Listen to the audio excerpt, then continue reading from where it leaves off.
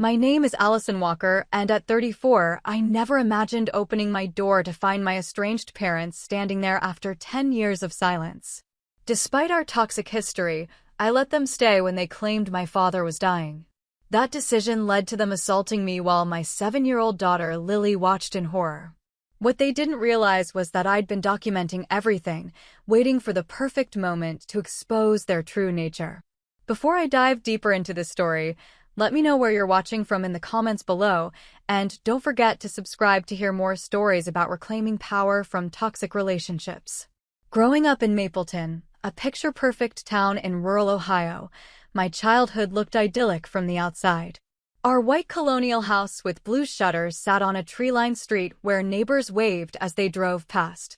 My mother Karen, with her perfectly highlighted blonde hair and manicured nails, served on every community committee. My father James, a respected accountant at the town's largest firm, coached Little League and attended every church function. We were the family others aspired to be, at least. That's what everyone thought. Behind our front door, reality was drastically different.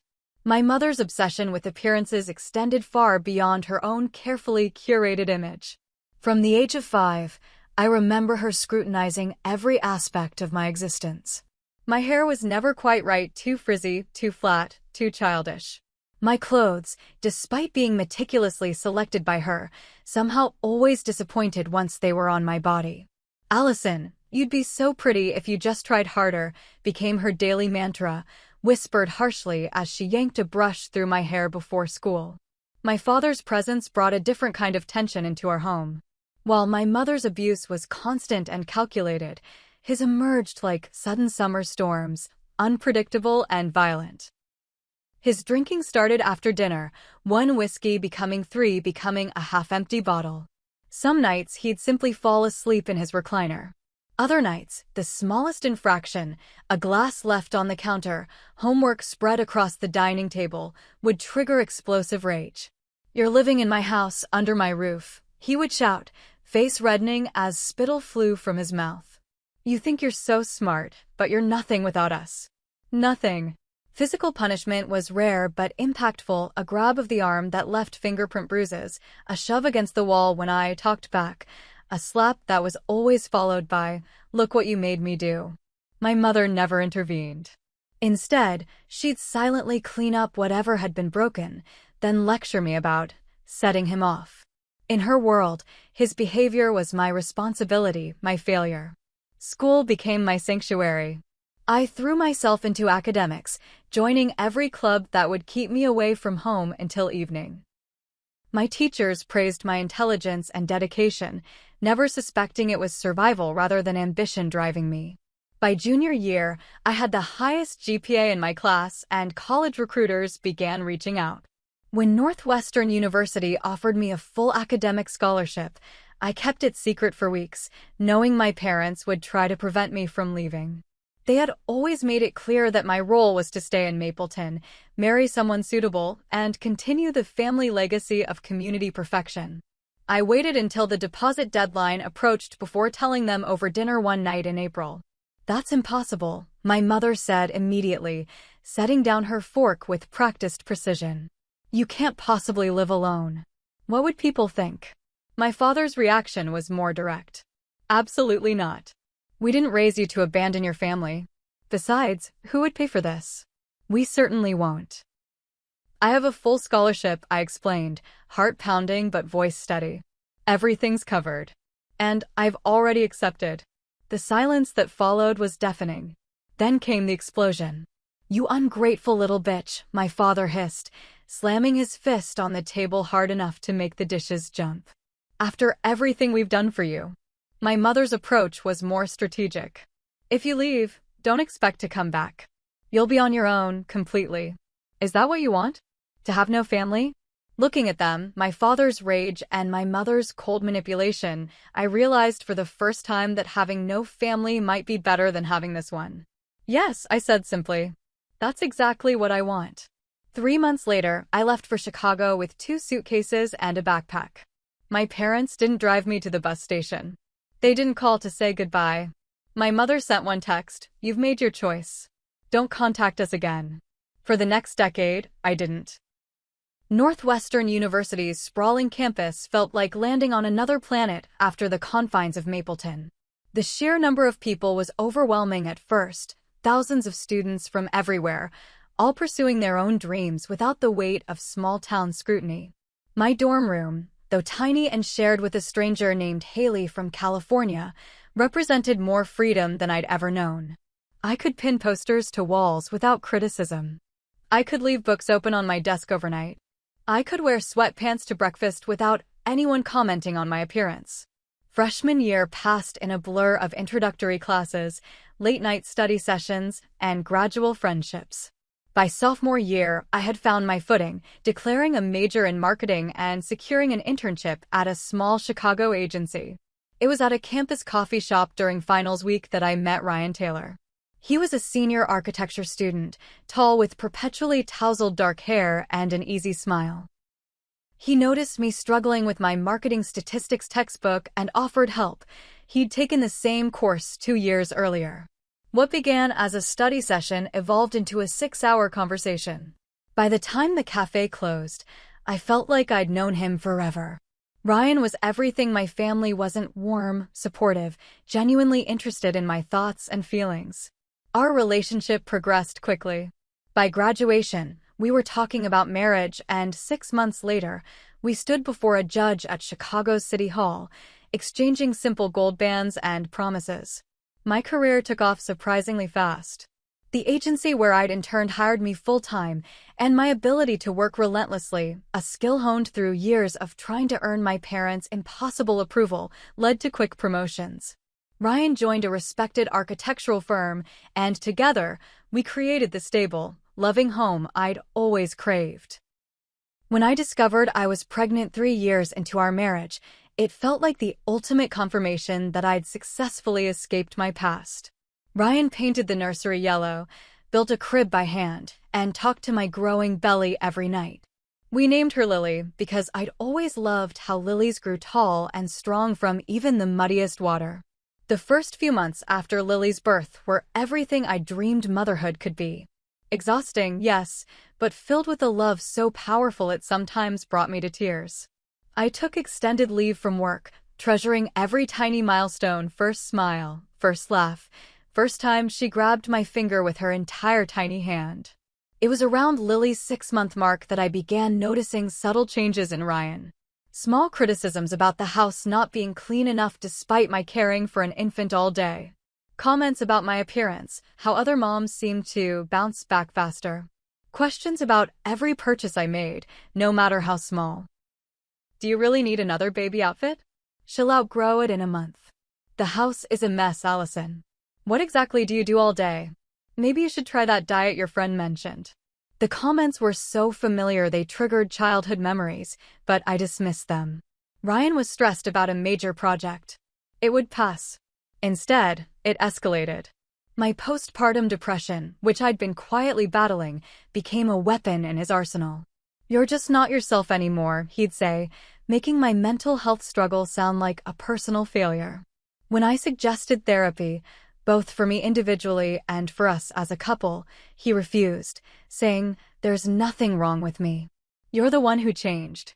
I was back at work by the time Lily turned 1, juggling client meetings and daycare pickups, while Ryan's work hours grew mysteriously longer. The truth emerged shortly after Lily's 2nd birthday, when I received a call from a woman named Jessica. "I thought you should know," she said, her voice surprisingly gentle. "I've been seeing Ryan for almost a year. He told me you were separated, but I just found out that's not true." The divorce was messy and painful. Ryan fought for joint custody, but seemed more interested in punishing me than parenting Lily.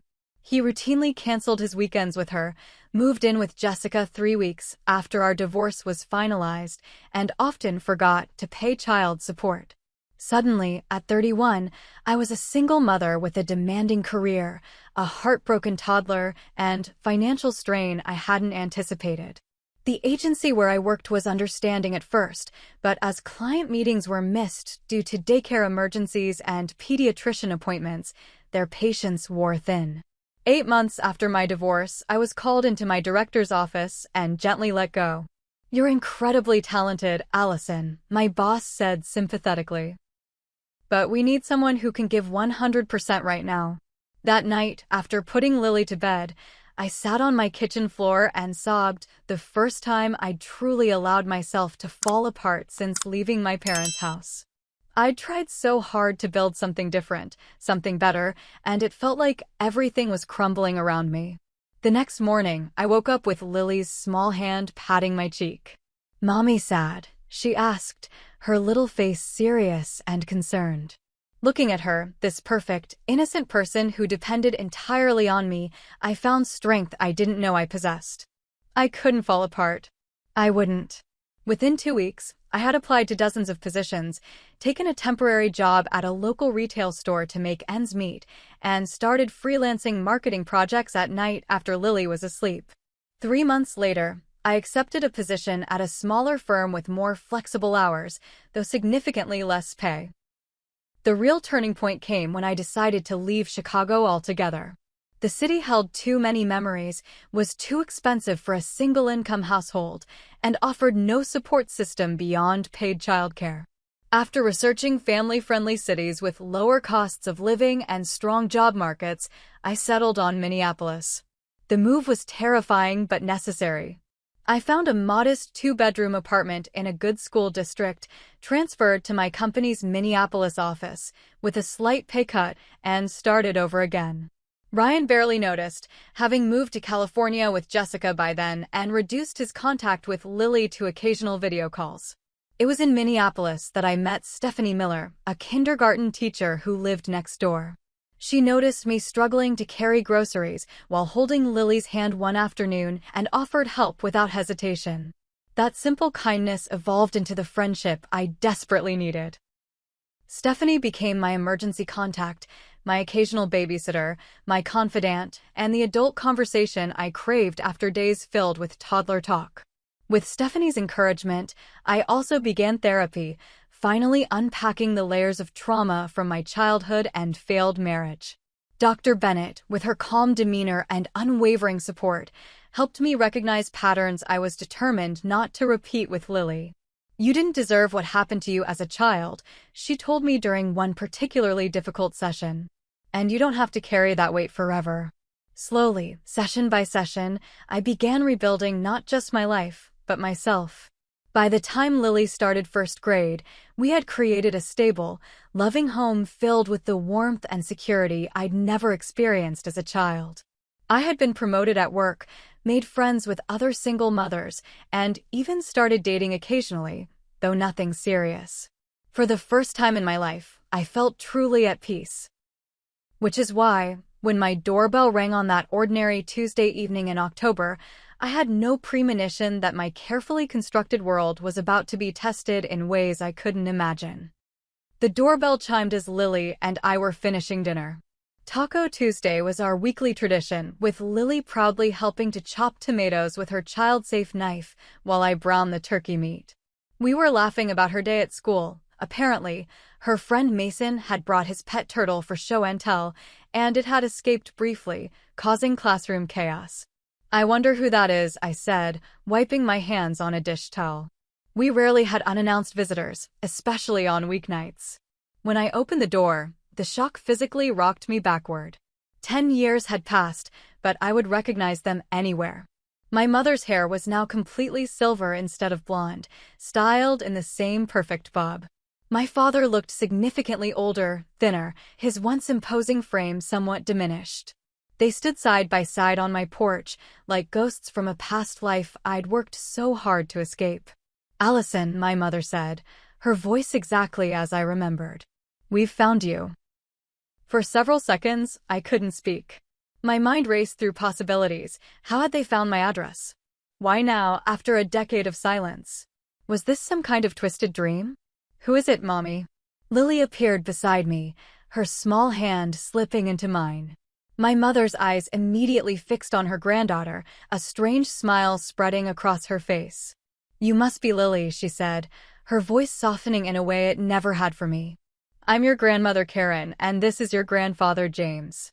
Lily looked up at me, confusion clear in her expression. I had told her very little about my parents, only that they lived far away and we didn't see them. "What are you doing here?" I finally managed, my voice steady despite the adrenaline coursing through me. My father cleared his throat. "Could we come in? It's about something important."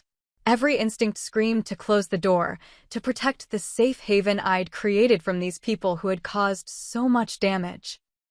But Lily was watching, curious about these strangers claiming to be family, and the neighbors across the street had paused their evening walk to observe the interaction. 20 minutes, I said firmly, stepping aside. "That's all." They entered my home like visitors to a museum, examining everything with barely concealed judgment. My mother's gaze lingered on the modest furnishings, the children's artwork magnet to the refrigerator, the stack of library books on the coffee table. "It's cozy," she said, managing to make the word sound like an insult. I directed them to the living room sofa while keeping Lily close. "Why are you here after all this time?" My father looked down at his hands, then back at me. "I'm sick, Allison. Stage 3 pancreatic cancer. The doctors give me 6 months, maybe less." The news should have affected me more than it did. Instead, I felt strangely numb, suspicious of even this claim.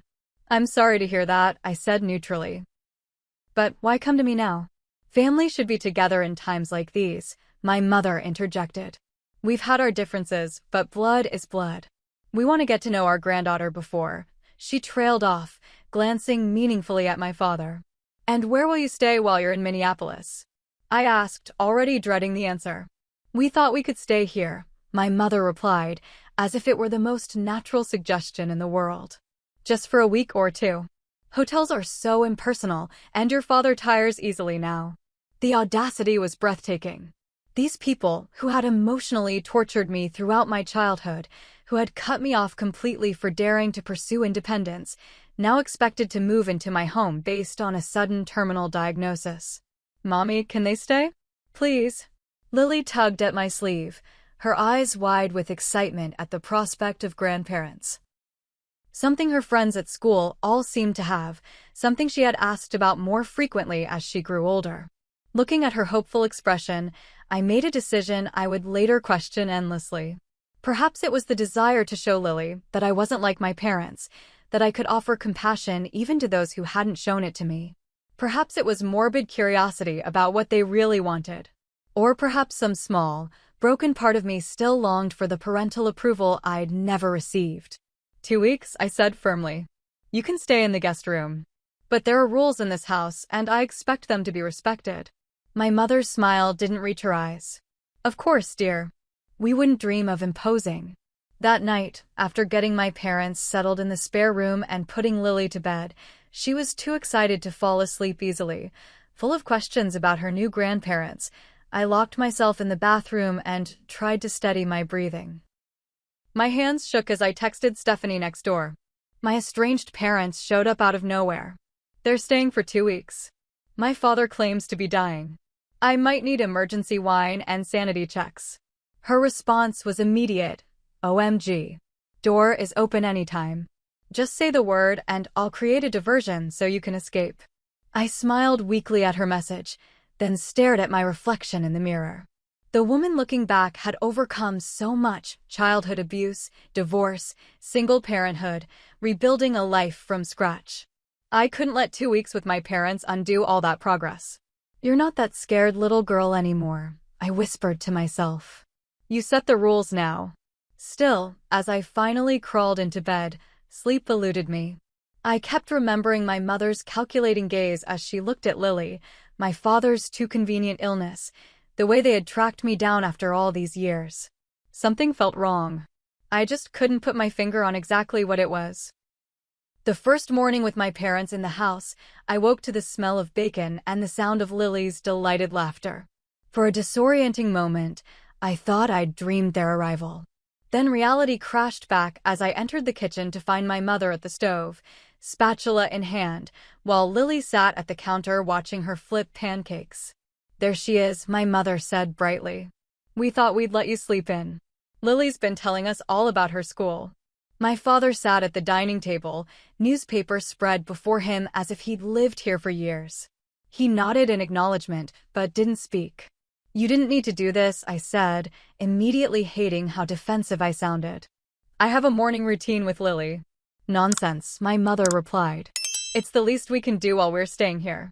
Besides, I noticed your pantry could use some organization. The way you've arranged your canned goods makes no sense at all. And so it began. By the end of the first day, my mother had rearranged my kitchen cupboards, made subtle comments about Lily's limited wardrobe, and questioned my decision to let her watch 30 minutes of cartoons after dinner. My father, meanwhile, had spent most of the day resting, though I noticed him watching Lily with unusual intensity whenever they were in the same room. She's just like you were at that age, he remarked during dinner. Same eyes. Same curiosity. The comparison made me deeply uncomfortable, though I couldn't articulate why. Day 3 brought the first real conflict. I returned from work to find my mother had taken Lily shopping without asking my permission. They walked in as I was frantically calling Lily's after-school program, terrified when I'd arrived to find her already picked up. Where have you been? I demanded, relief quickly morphing into anger. The school said her grandmother picked her up. You can't just take her without telling me. My mother looked genuinely surprised by my reaction. We just want to get her some proper clothes. The things in her closet are so ordinary. And she's your father's granddaughter. She should have nice things. That's not the point, I said, struggling to keep my voice level for Lily's sake. You don't take her anywhere without my explicit permission. Ever. Later, after Lily was asleep, I established clear boundaries. No picking her up from school without prior arrangement. No buying her things without consulting me first. No criticizing my parenting decisions in front of her. My parents agreed with suspicious readiness, exchanging glances I couldn't interpret. The following days fell into an uneasy pattern. I would go to work, anxiety gnawing at me all day, then return to find some new small invasion. My mother had tidied my bedroom. My father had been teaching Lily card games I didn't approve of. They had answered my phone and taken messages without telling me. Work began to suffer as my attention fractured. I missed a major deadline, something that had never happened before, and had to apologize profusely to an important client. My supervisor, Michael, pulled me aside after a particularly distracted meeting. Everything okay at home, Allison? This isn't like you. I gave him the abbreviated version, estranged parents, surprise visit, terminal illness, and he responded with more understanding than I expected, offering flexible hours if I needed them. His kindness nearly broke me. I wasn't accustomed to such consideration from authority figures. Meanwhile, Lily was becoming increasingly attached to her grandparents. My mother showered her with gifts and attention, while my father told her stories about a childhood I barely recognized, one where I was happy, cherished, the center of a loving family. The revisionist history made me sick to my stomach, but contradicting it would only confuse Lily further. Stephanie became my lifeline during this period. She would invite Lily for playdates with her nephew, giving me brief respites from the constant tension. During one such afternoon, I confessed my growing unease. Something doesn't add up, I told her, nursing a cup of tea at her kitchen table. They're too interested in Lily, too quick to undermine my authority with her. And my father doesn't act like someone with stage 3 cancer. He's tired, yes, but not debilitated. Have you seen any medical paperwork? Stephanie asked. Prescriptions, appointment cards, anything. I hadn't. In fact, I realized I'd seen no evidence of medication or treatment at all. That evening, while my parents took Lily for an approved walk to the neighborhood playground, I did something I'd promised myself I wouldn't. I searched their luggage.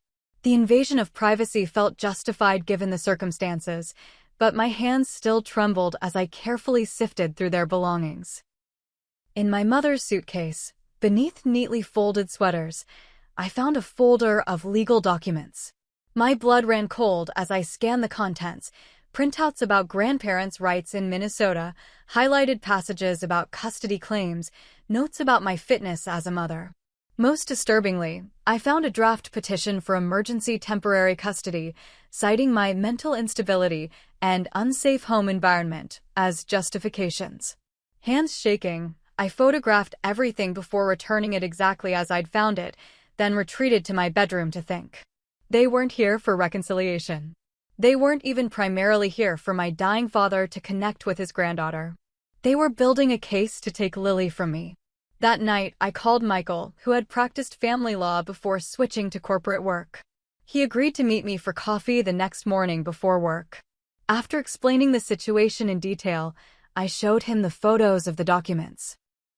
This is troubling, he admitted, but not immediately actionable. They're preparing, but haven't filed anything yet. And frankly, they don't have a case. You're clearly a fit parent with a stable home and income. They're manipulative and convincing, I countered. And they have resources. What if they make something up? Michael considered this. Document everything. Keep a detailed log of all interactions, anything concerning they say or do. If you're really worried, Minnesota is a one-party consent state for recordings. You could legally record conversations without telling them. That afternoon, I ordered small security cameras for the common areas of my apartment, living room, kitchen, hallway, under the guise of home security. I also began keeping meticulous notes of every interaction, every undermining comment, every attempt to isolate Lily from me. I observed my father more carefully too, watching for signs of serious illness. While he certainly looked unwell, I noticed inconsistencies. His appetite was excellent on days when he thought no one was paying attention. His exhaustion conveniently appeared when household tasks were mentioned, but vanished when Lily wanted to play. And he never once mentioned doctor's appointments or treatments. My suspicions were confirmed when I overheard a late-night conversation between them in the guest room, their voices carrying through the apartment's thin walls. "The judge will see it our way," my mother was saying. "She's clearly unstable, living in this tiny apartment, working all those hours, no male influence in the home. We can provide Lily with everything she needs." "What about the cancer angle?" my father asked. "How long can we maintain that?" "As long as necessary," came the cold reply. "Dr. Hoffman has already agreed to confirm your diagnosis if anyone checks. By the time they discover the truth, we'll have established enough presence in Lily's life that removing us would be traumatic for her." I lay in bed, frozen with a mixture of horror and vindication. They were planning to steal my child using a web of lies and manipulation, exactly as they had controlled me throughout my childhood. But this time, I wasn't a helpless child. This time, I was ready to fight back. The next morning, I called in sick to work and took Lily to Stephanie's before my parents awoke. Then I drove to the hospital where my father claimed to be receiving treatment. With a story about needing to coordinate insurance information for my father, James Walker, I managed to confirm what I already suspected. He had been diagnosed with stage 1 pancreatic cancer 6 months earlier, had undergone successful surgery, and was considered in remission with an excellent prognosis. Nothing like the terminal diagnosis he had presented to me. Armed with this knowledge and growing documentation of their true intentions, I began formulating a plan. I would not confront them immediately. That would only force them to accelerate their timeline or change tactics. Instead, I would play along, appear to be lowering my guard, while systematically building an irrefutable case against them. What they didn't realize was that in trying to destroy me, they had given me the perfect opportunity to free myself from their influence forever. All I needed was for them to show their true colors in a way that couldn't be denied or manipulated, and I knew, with growing certainty, that they eventually would. By the beginning of week 3, the atmosphere in my apartment had become unbearably tense. My parents had extended their 2-week stay without discussion, simply announcing one evening that they'd be able to stay another week or 2, as if they were doing me a favor. I didn't protest, knowing it would only accelerate whatever they were planning. Instead, I continued gathering evidence. The security cameras had captured dozens of concerning moments. My mother telling Lily that your mommy works too much because she doesn't want to be with you. My father coaching her to say she felt scared when I was upset. Both of them making subtle but persistent comments undermining my authority. I had been strategic about my responses, showing just enough backbone to seem normal, but appearing increasingly stressed and overwhelmed, giving them the narrative they wanted while protecting Lily as much as possible. At night, after everyone was asleep, I would download the day's footage, add to my documentation, and forward everything to Michael and a secure email account only I could access. The breaking point came on Thursday afternoon. I'd taken a half-day off work to attend Lily's school conference, where her teacher, Mrs. Reeves, had nothing but praise for her academic progress and social skills. I left the school feeling proud and momentarily lighter, only to have that feeling shattered when I checked my phone and found 3 missed calls from the school office. When I called back, the administrative assistant explained that my parents had come to update Lily's emergency contact information, claiming to be her primary guardians while I was going through some personal issues. The school had felt something was off and had attempted to reach me for verification. White-hot rage coursed through me as I drove home, hands gripping the steering wheel so tightly my knuckles turned white. This wasn't just boundary crossing anymore. This was a deliberate attempt to establish a paper trail supporting their custody claims.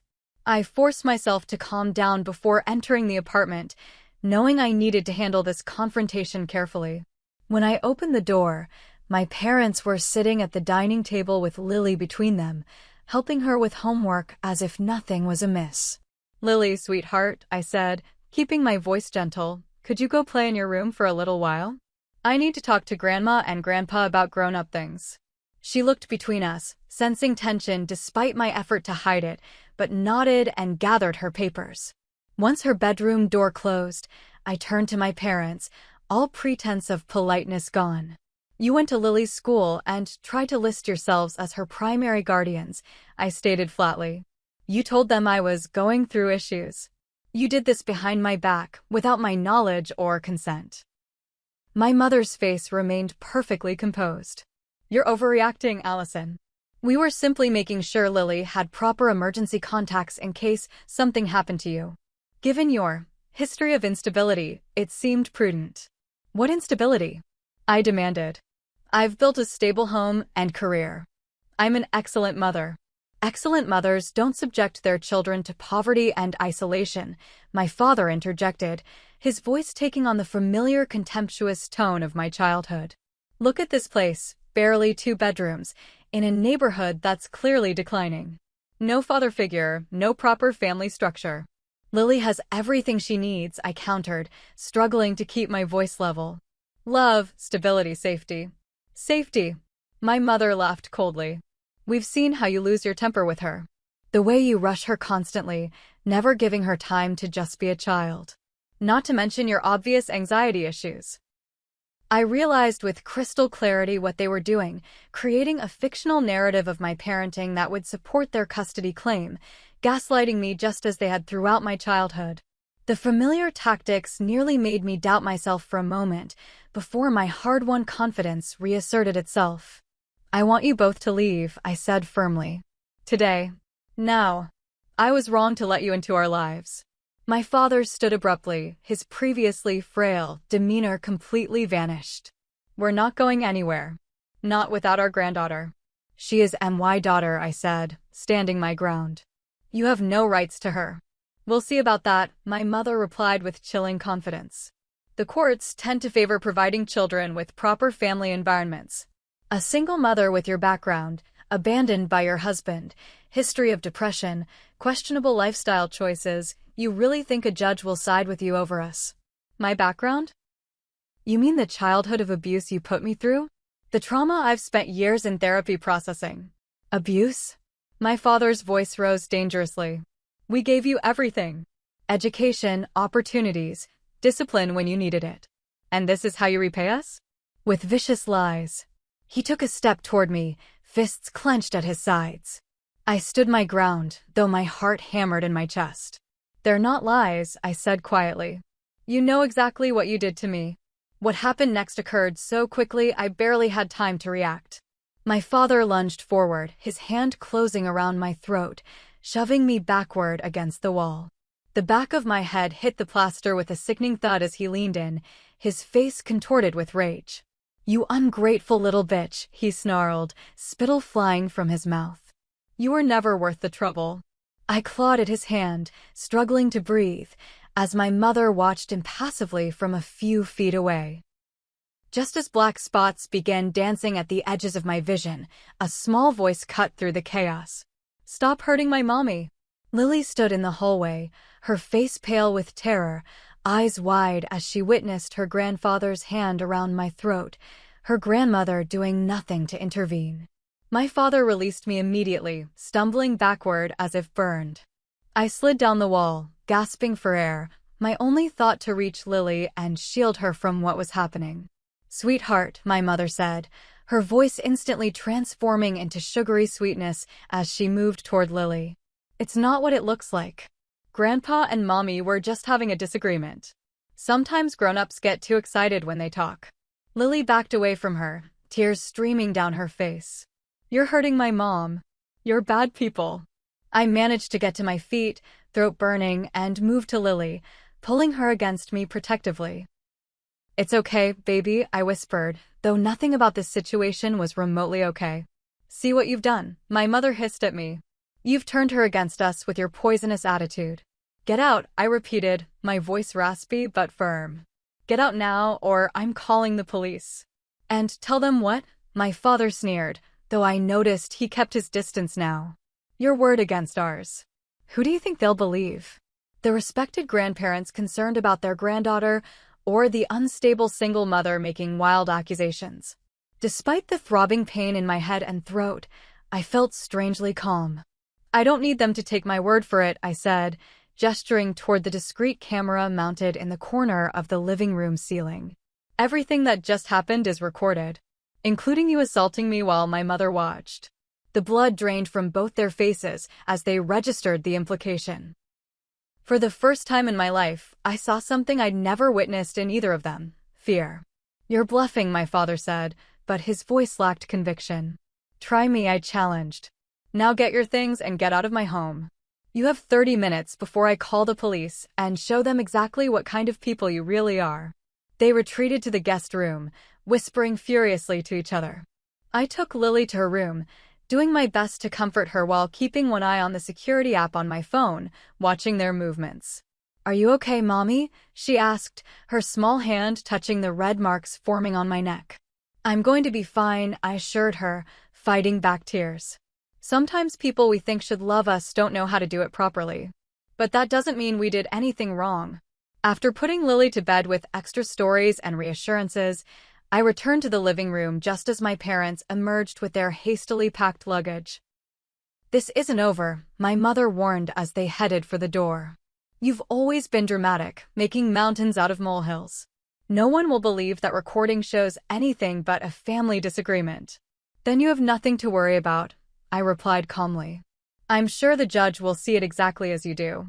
After they left, I double-locked the door, then sank to the floor, allowing myself 5 minutes of silent tears before pulling myself together. My throat ached, both from the physical assault and from holding back sobs I didn't want Lily to hear. When I could breathe normally again, I retrieved my phone and watched the footage from the living room camera.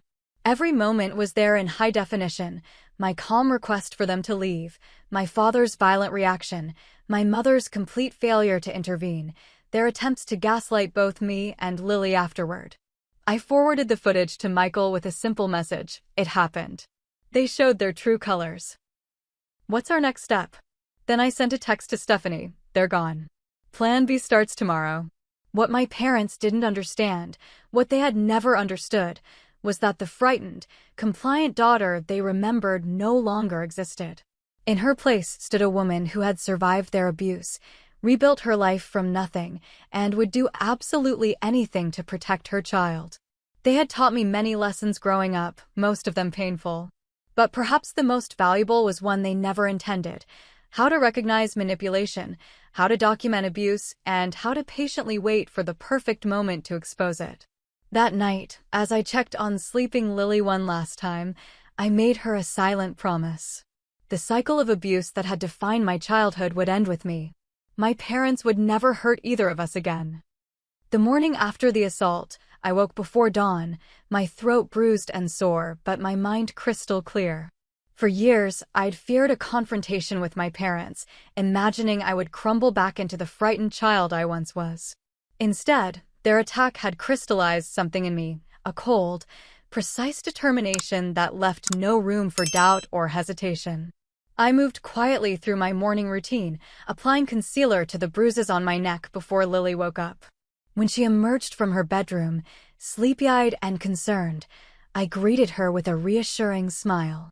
"Are the bad grandparents gone?" she asked immediately, her small face serious. "Yes, sweetheart, I promised. They won't be coming back. And today, you get to have a special sleepover at Stephanie's house with Connor. Doesn't that sound fun?" Her face lit up at the mention of Stephanie's nephew, her favorite playmate, though she still seemed hesitant. "Will you be okay alone?" The question nearly broke me. My 7-year-old worried about my safety rather than her own. "I'll be perfectly fine," I assured her. "Mommy just has some grown-up things to take care of." After dropping Lily off with Stephanie, who squeezed my hand supportively and promised to keep her occupied and happy, I drove directly to Amanda Parker's law office. Amanda specialized in family law and had been highly recommended by Michael. I'd made an emergency appointment the night before, and she was waiting when I arrived, her office still quiet in the early morning hours. I showed her everything: the security footage, my detailed logs of my parents' behavior, the photographs of the custody documents I'd found in their luggage, medical records confirming my father's cancer was in remission rather than terminal. "This is one of the most clear-cut cases of attempted custodial interference I've seen," Amanda said, her expression grave as she reviewed the evidence. "And the assault is unambiguous. We need to move quickly, though. They'll be preparing their own narrative." We spent the next 2 hours outlining a comprehensive strategy. First, a police report documenting the assault, with the video evidence submitted. Second, an emergency restraining order protecting both Lily and me. Third, a preemptive legal filing addressing any potential custody claims my parents might make. "What about their accusations?" I asked. "They'll claim I'm unstable, that I've turned Lily against them." Amanda's smile was sharp. "Let them try. I've already reviewed your employment history, Lily's school records, statements from her teachers, your therapy progress notes that you've authorized me to access. You're a model parent who has overcome significant trauma to provide a stable, loving home. Their claims will fall apart under scrutiny." From the law office, I went directly to the police station, where I filed a formal report about the assault. The female detective who took my statement watched the video footage in silence, her expression hardening as my father's hand closed around my throat. "You're lucky you had this recording," she told me frankly. "Without it, these cases often become he said she said situations. With it, we have clear evidence of assault." By noon, the initial legal groundwork was laid. I sat in my car outside the police station, checking items off my mental list before moving to the next phase. My phone buzzed with a text from Michael. "Court clerk confirmed restraining order is being processed. Should be official by end of day." Phase 2 required a different kind of preparation. I drove to a coffee shop across town, one my parents wouldn't know about, and opened my laptop. For the next hour, I methodically tracked down contact information for key people from my hometown.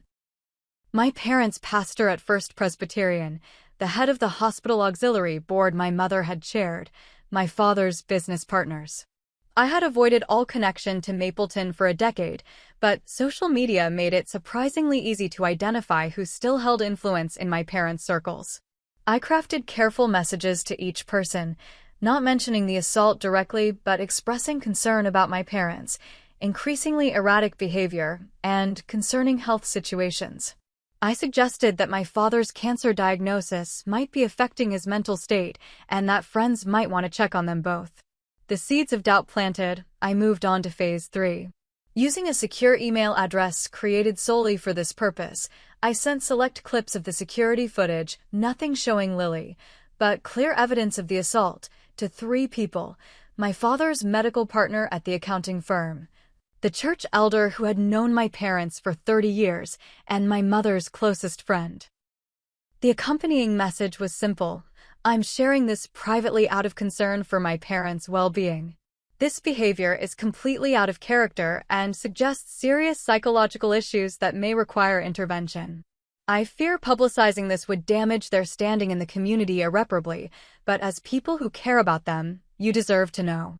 It was manipulative, framing my actions as concern rather than revenge, but I had learned from masters. These carefully selected individuals would ensure the information spread throughout their social circles while giving me plausible deniability about publicly shaming my parents. By mid-afternoon, Phase 4 was ready. I had confirmed with Dr. Hoffman's office, using the medical authorization form my parents had falsified, ironically, their own deception now working against them, that my father's cancer was indeed in remission, with an excellent prognosis following his surgery 6 months earlier. The final phase of my plan was the most direct. I reserved a table at Bellissimo, an upscale Italian restaurant downtown, and sent my parents a text message. I've had time to calm down and think. For Lily's sake, I'd like to discuss a visitation arrangement that could work for everyone. Dinner tonight at Bellissimo, 7 p.m. Just adults. The response came quickly. We're glad you're being reasonable. We'll be there. I knew they would interpret my message as capitulation, as fear. They would come expecting to press their advantage, perhaps even with their lawyer in tow. They certainly wouldn't expect what I had planned. I spent the remainder of the afternoon preparing myself mentally and emotionally. I reviewed my documentation once more, confirmed the restraining order had been officially filed, and changed into a high-necked blouse that concealed the bruises on my throat. The concealment wasn't for my parents' benefit, but for the other diners who would witness what was about to unfold. At precisely 6:55 p.m., I walked into Bellissimo, nodding to the manager with whom I'd spoken earlier. He directed me to a table in the center of the main dining room, not the private corner table my parents would have expected. I wanted witnesses.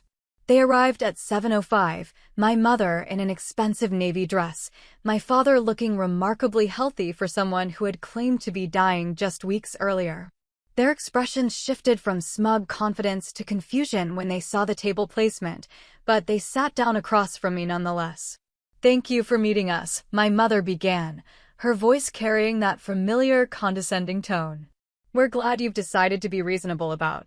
Before we begin, I interrupted smoothly, I want to be completely transparent about this conversation.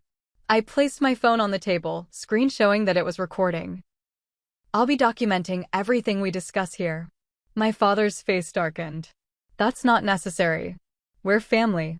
"Family doesn't assault family," I replied, my voice steady. "Family doesn't lie about terminal cancer to manipulate their way into someone's home. Family doesn't try to steal a child from her mother." "Lower your voice," my mother hissed, glancing around at nearby tables. "People will hear you." "That's the idea," I said calmly. "I'm done with secrets and lies. So here's what's going to happen. You're both going to leave Minneapolis tonight. You will never contact Lily or me again. You will withdraw any and all custody filings you've prepared." My father leaned forward, attempting intimidation. "Or what? You'll embarrass yourself with wild accusations? No one will believe you." I smiled then, feeling strangely powerful. "They already do." I turned my phone screen toward them, showing the email confirmations from the police department, the court clerk, and Amanda Parker. "As of 4 o'clock today, you are both subject to a restraining order forbidding contact with Lily or me. The assault has been reported to the police with video evidence. Dr. Hoffman has confirmed that your cancer is in remission, not terminal. And right now, your friends in Mapleton are watching footage of you assaulting your daughter while your wife stood by and did nothing." The blood drained from their faces simultaneously. My mother recovered first, her voice dropping to a dangerous whisper. "You vindictive little." "Careful," I cautioned. "Threats won't help your situation. In fact, the officers waiting outside would be very interested to hear them." On cue, 2 uniformed police officers appeared at the restaurant entrance, visible through the front windows. I had arranged for them to serve the official restraining order at my signal. "You've destroyed our reputation," my father growled, his hands clenching into fists on the table.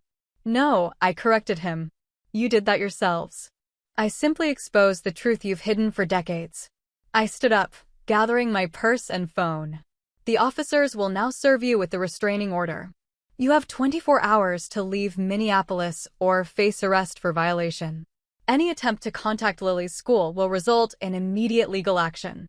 Any custody filing will be met with countersuits for defamation and emotional distress, with the assault video as Exhibit A. My mother's perfect composure finally cracked, tears streaming down her face, not from remorse, I knew, but from humiliation and thwarted plans. "We only wanted what was best for Lily," she insisted, her voice breaking. "No," I said firmly. "You wanted to control me through her, just as you tried to control me my entire childhood. But I'm not that frightened little girl anymore, and Lily will never be used as a weapon in your games." I signaled to the officers, who approached the table with official paperwork. As they began explaining the terms of the restraining order, I walked away without looking back, feeling lighter with each step. Outside in the cool evening air, I took my first truly free breath in weeks. My phone buzzed with a text from Stephanie. "Lily's asking when you're coming to join the sleepover. She saved you pizza." The simple normality of it, pizza, a sleepover, my daughter waiting for me, brought unexpected tears to my eyes. I had spent so many years believing I was broken by my parents' abuse, that I would never be worthy of uncomplicated love. Yet here I was, having finally faced my abusers not from a place of weakness, but from a position of strength and truth. As I drove to Stephanie's house, I reflected on how differently this confrontation could have gone if I hadn't been prepared, if I hadn't documented everything, if I had allowed guilt or obligation to override my instincts. My parents had counted on the daughter they remembered compliant, easily manipulated, desperate for approval. They never anticipated the woman I had become. Their destruction wasn't what I had initially wanted. Even after everything, some childish part of me had hoped for genuine reconciliation, for the loving parents I had never actually had. But they had shown their true nature one final time, and in doing so, had freed me completely from any lingering doubts or obligations. By the time I reached Stephanie's driveway, I had made peace with my actions. Tomorrow would bring new challenges, explaining to Lily in age-appropriate terms why her grandparents had left, dealing with potential legal fallout, continuing our healing journey. But tonight, I would eat pizza with my daughter, thank my friend for her unwavering support, and celebrate the family we had chosen rather than the one I was born into. The first week after my parents' departure passed in a blur of legal procedures and careful conversations. Explaining the situation to Lily required a delicate balance. I wanted to be honest without burdening her with adult complexities or speaking too harshly about her grandparents, despite their behavior. Sometimes, I told her as we sat on her bed surrounded by stuffed animals, people don't know how to love properly. Your grandparents didn't treat me kindly when I was growing up, and they didn't treat us kindly when they visited. That's why they had to leave. Did they leave because Grandpa hurt you? She asked, her perceptiveness both impressing and concerning me. Partly, I acknowledged. But mostly because I realized they weren't safe people for us to have in our lives right now. Will they ever come back? I hesitated, then decided on honesty. No, sweetheart. They won't be coming back. But that doesn't mean you don't have family who loves you. You have me and Stephanie and Connor and all your friends at school. She considered this seriously, then nodded. We're still a good family without them. The very best, I agreed, pulling her into a hug. The legal aftermath required more attention than I'd anticipated. Though my parents had left Minneapolis as ordered, they attempted to challenge the restraining order from a distance, hiring a local attorney to represent them. Amanda, my lawyer, handled everything expertly, presenting the video evidence in a closed hearing that resulted in the temporary order being made permanent for 3 years. They're claiming the video was taken out of context, Amanda told me after the hearing. But the judge wasn't buying it. The footage speaks for itself. My parents' attempts to salvage their reputation in Mapleton proved equally unsuccessful. Through distant connections, I learned that my father had been asked to take a leave of absence from the accounting firm pending an internal review of his personal conduct. My mother had resigned from 3 community boards after other members expressed concerns about recent events. The most surprising development came 6 weeks after their departure, when I received a call from my Aunt Catherine, my mother's sister, with whom I'd had minimal contact since childhood. I should have reached out years ago, she said, her voice heavy with regret. We all saw how they treated you, but no one wanted to interfere. It was easier to believe their explanations than to acknowledge what was happening right in front of us. Her apology, while appreciated, highlighted how many adults had looked away during my childhood suffering. Still, her call opened the door to reconnecting with extended family members who had been kept at arm's length by my parents' controlling behavior. Therapy became a cornerstone of our healing process.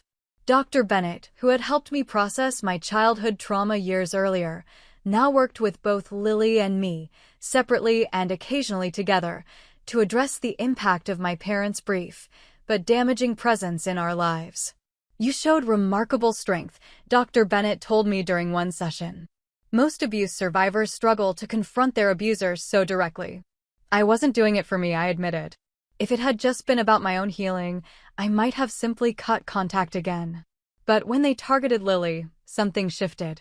"I found strength I didn't know I had." "That's often how it works," she nodded. "We'll do for our children what we struggle to do for ourselves." As the months passed, our lives gradually returned to normal, though with some significant improvements.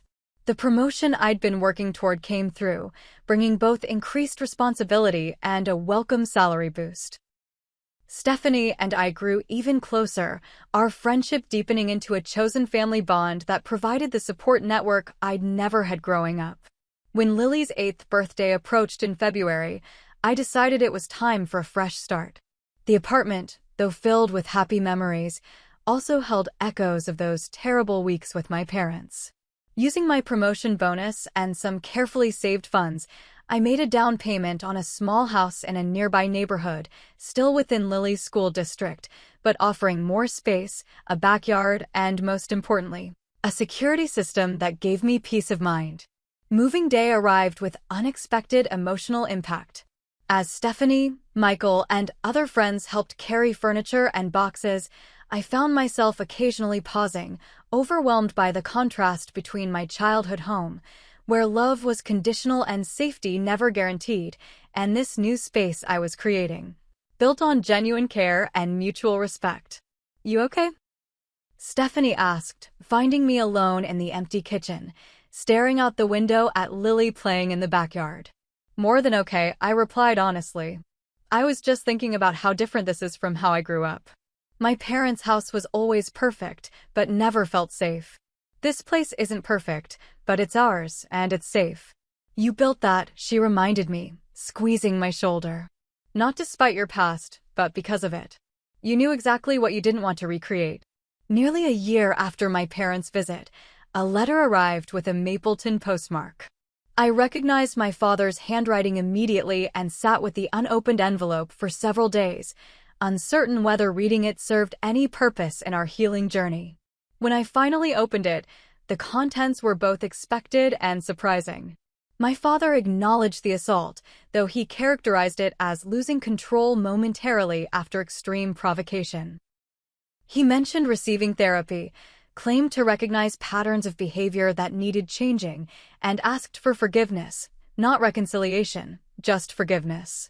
What struck me most was the absence of my mother's voice in the letter. It was signed only by my father, with no mention of her perspective or remorse. I wondered if she even knew he had written to me, or if this represented a small fracture in their previously united front. I never responded to the letter. Not out of lingering anger, but because I had nothing left to say. The cycle that had begun in my childhood had finally been broken, not with dramatic confrontations or public accusations, but with boundaries firmly maintained and a new life carefully constructed. As Lily flourished in the following years, developing her talent for art, making close friendships, growing increasingly confident and empathetic, I often reflected on how differently things might have turned out had I not trusted my instincts during my parents' visit. The temporary discomfort of confrontation had prevented years of potential manipulation and interference. The most profound lesson from the experience wasn't about revenge or justice, though both had their place in my healing journey. Rather, it was about the power of truth, how bringing abusive behavior into the light strips it of its power, how documentation provides protection when words alone might be dismissed, how speaking up can break generational patterns of harm. 5 years after that fateful October when my parents showed up on my doorstep, Lily and I have created traditions and memories that have long since overshadowed those difficult weeks.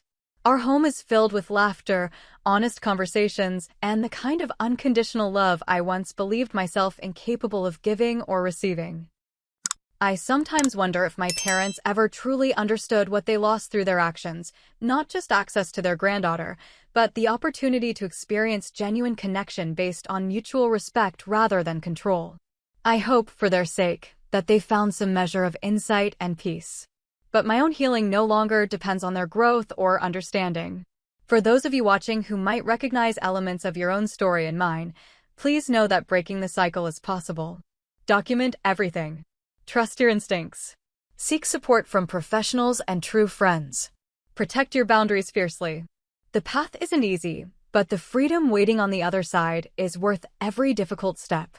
If my story has resonated with you in any way, I'd love to hear your thoughts in the comments below. Have you ever had to establish firm boundaries with family members? How did you explain complex family dynamics to your children? Please like and subscribe if you found value in this sharing, and consider passing this video along to someone who might need to hear that they're not alone in their journey. Thank you for witnessing my story. Remember, the family we create through love and choice can be stronger than the family we're born into. Stay safe, stay strong, and know that healing is always possible.